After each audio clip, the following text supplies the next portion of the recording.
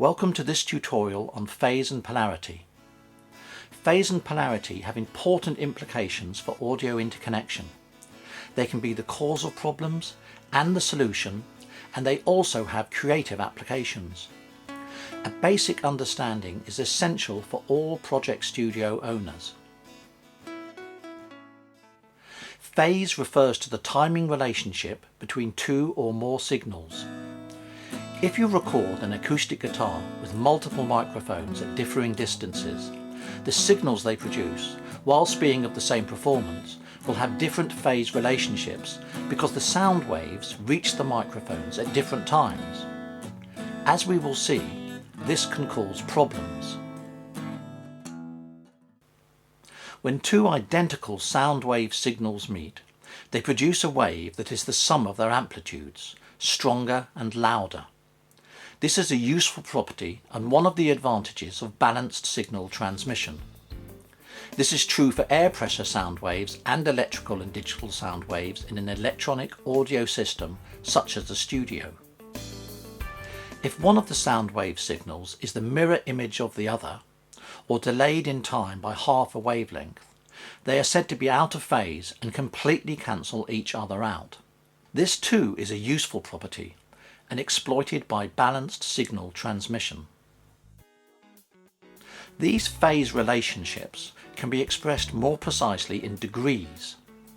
Two in-phase signals are said to have a phase relationship of 0 degrees, whilst two completely out of phase signals have a phase relationship of 180 degrees.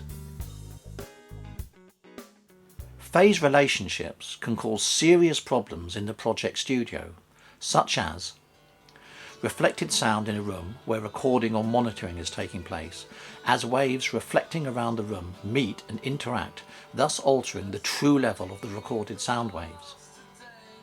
Stereo loudspeakers not placed equidistant from the monitoring position. Multiple miking of a single source. Latency in digital signals, particularly DAWs, where multiple channels are routed in complex ways.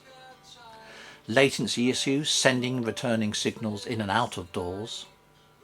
And related leads of differing lengths, such as loudspeaker leads which are not the same length.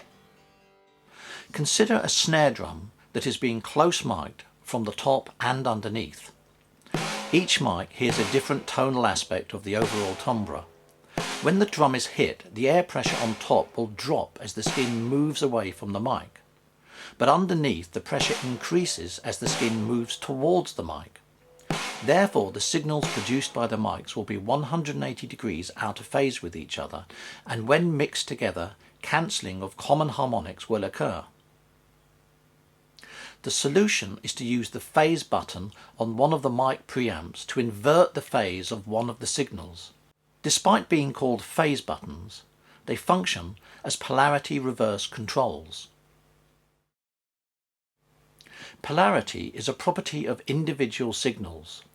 Almost all audio leads are in effect a circuit requiring at least two wires, positive and negative.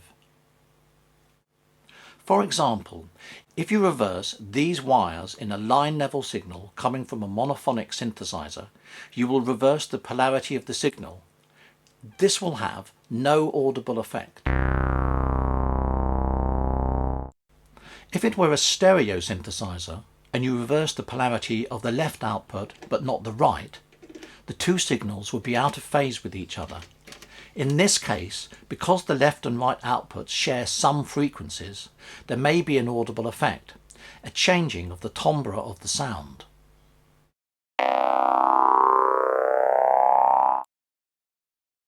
Often, the phase relationship between signals can be somewhere between in phase and out of phase. This can happen for many reasons.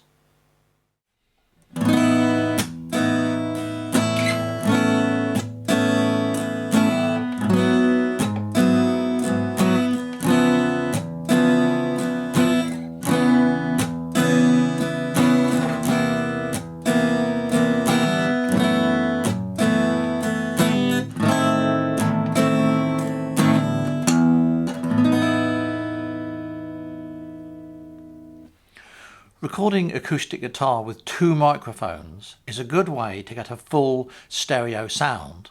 And one thing that many people like to do is to have one microphone pointing very close to the neck to pick up the zing of the guitar, and another one further away to pick up the bloom and the body of the guitar. Now we've got two identical microphones here, but this one being much closer to the guitar is going to receive the sound wave much earlier than this one over here. And that can present some phase relationship problems when we mix those two channels together in our DAW.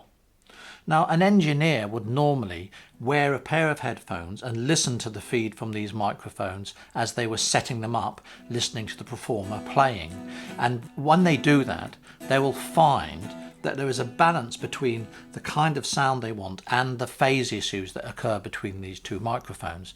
Now, we can't simply polarity reverse one of these microphones to solve those issues, because the phase issues are more complex. Some of the harmonics in the waves are going to cancel, some of them are going to sum, some of them aren't going to interfere at all, and some of them are going to do something in between those two extremes of cancelling and summing.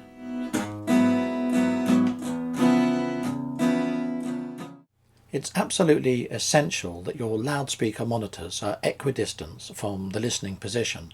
Now, in project studios, we generally monitor in the near field using smaller monitors, and therefore you want to have both speakers, the left and the right, the same distance away from your head.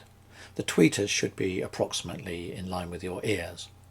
Now, if you have one loudspeaker closer than the other, that means that the sound wave from it is going to arrive at your ears sooner.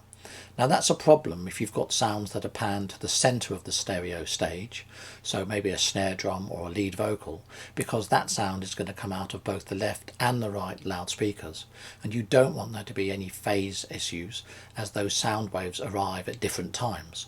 So just ensure that the loudspeakers are absolutely equidistant and you should have no problems. Phase issues are not always a problem. Phase relationships help us place a sound in a room and can therefore be an important part of a recording. Also, if the polarity of a single signal is reversed, there will be no audible effect.